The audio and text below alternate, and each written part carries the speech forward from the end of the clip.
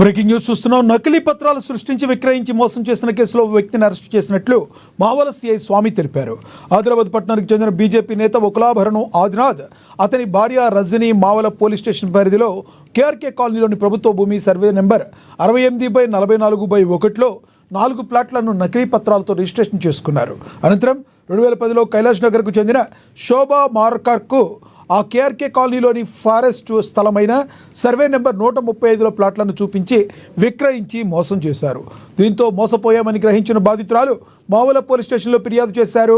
ఈ మేరకు మావల పోలీసులు ఆదినాథ్, అతని భార్య రజనీలపై కేసు నమోదు చేసి విచారణ చేపడుతున్నట్లుగా సిఐ తెలిపారు. కాగా 2 రోజుల క్రితమే ఈ నేత ఓ భూ కబ్జాకు యత్నం కేసులో అరెస్ట్ అయ్యి బెయిల్పై వచ్చారు. కాగా తాజాగా మళ్లీ అరెస్ట్ అవడం స్థానికంగా చర్చనీయాంశమైంది.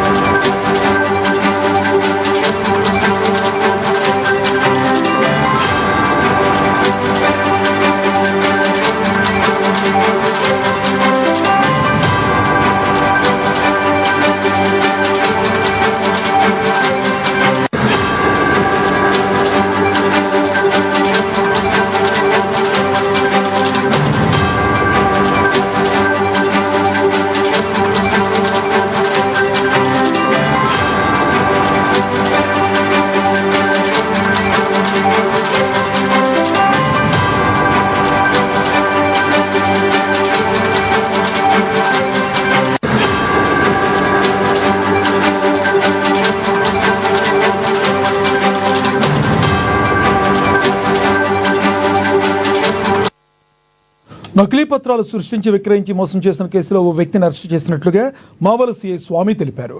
ఆదిలాబాద్ పట్టణానికి చెందిన బీజేపీ నేత వకులాభరణం ఆదినాథ్, అతని భార్య రజని మావల పోలీస్ స్టేషన్ పరిధిలో కేఆర్కే కాలనీలో ప్రభుత్వ భూమి సర్వే నెంబర్ 68/44/1లో 4 ప్లాట్లను నకిలీ పత్రాలతో రిజిస్ట్రేషన్ చేసుకున్నారు. ఇక ఇదే విషయానికి సంబంధించి మరింత సమాచారాన్ని మా ఆదిలాబాద్ రీజనల్ కోఆర్డినేటర్ సత్యనారాయణ అందిస్తారు. సత్యనారాయణ, చెప్పండి, అసలు ఈ రజనీ కానీ వకులాభరణం ఆదినాథ్ కానీ దీనికి ప్రధానంగా ఈ ఫ్రాడ్ చేయడానికి కారణం ఏంటి?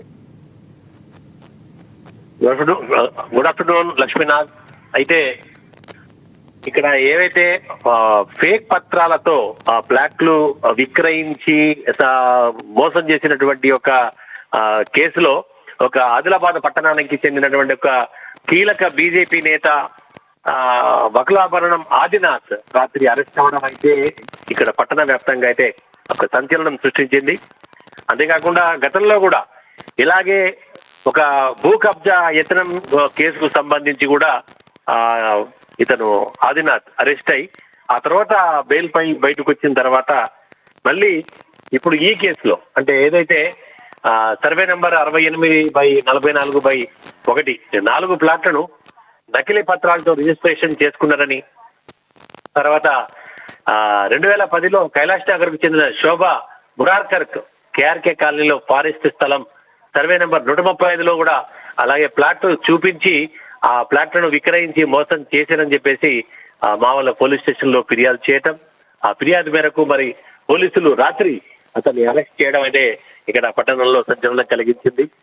ఇలాగే ఇతని మీద అంటే గతంలో కూడా కొన్ని ఆరోపణలు అయితే ఉన్నాయి.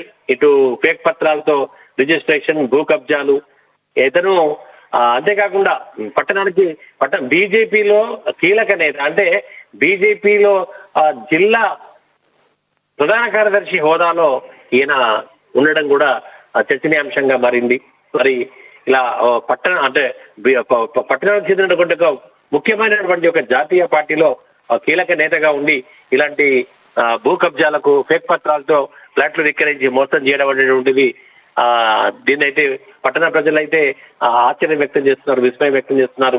అంతేకాకుండా ఇంకా తవ్వినా కొద్దీ ఇంకా ఎన్ని బయటపడతాయనేటువంటి ఒక ఆలోచన కూడా అంటే ఇక్కడ కలుగుతోంది. ఎందుకంటే ఇవి కేవలం మచ్చుకు మాత్రమే, ఇంకా చాలా ఉన్నాయన్నటువంటి ఒక సందర్భాలు కూడా వినిపిస్తున్నాయి. మరి ఎవరైనా ఇలాంటి బాధితులు ఇలా ముందుకు వస్తే ఖచ్చితంగా కేసులు పెట్టేందుకు వెనకాడమని చెప్పేసి కూడా పోలీసులు చెప్తున్న పరిస్థితి అయితే కనపడుతోంది.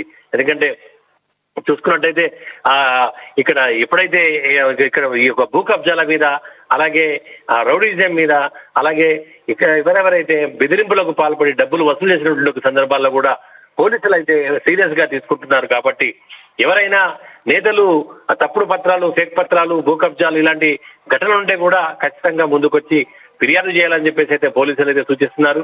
దానికి అనుగుణంగానే వచ్చిన ఫిర్యాదుల మేరకు అయితే ఇతన్ని అరెస్ట్ చేసి మరి విచారణ అయితే కొనసాగుతోంది. మరి విచారణలో అంటే ఇంకా దీని వెనుక ఎవరున్నారు అంటే ప్రధానంగా ఈ ఇతనితోనే ఈ వ్యక్తితోనే ఆగిపోతుందా, లేదా ఈ వ్యక్తి వెనుక ఇంకెవరైనా ప్రధానమైనటువంటి ఒక హస్తం ఏదైనా ఉందా అనేటువంటి ఒక కోణంలో కూడా పోలీసులు అయితే ఒక విచారణ అయితే కొనసాగిస్తున్నారు. మరి మున్ముందు ఇలాంటి భూ కబ్జాకు సంబంధించి ఇంకెన్ని బయటపడతాయని చెప్పేసి కూడా ఉద్దేశాన్ని కూడా ఇక్కడ ఆదిలాబాద్ పట్టణ ప్రజలు అయితే వ్యక్తం చేస్తున్నారు. Lakshminath, thank you Satyanarayana.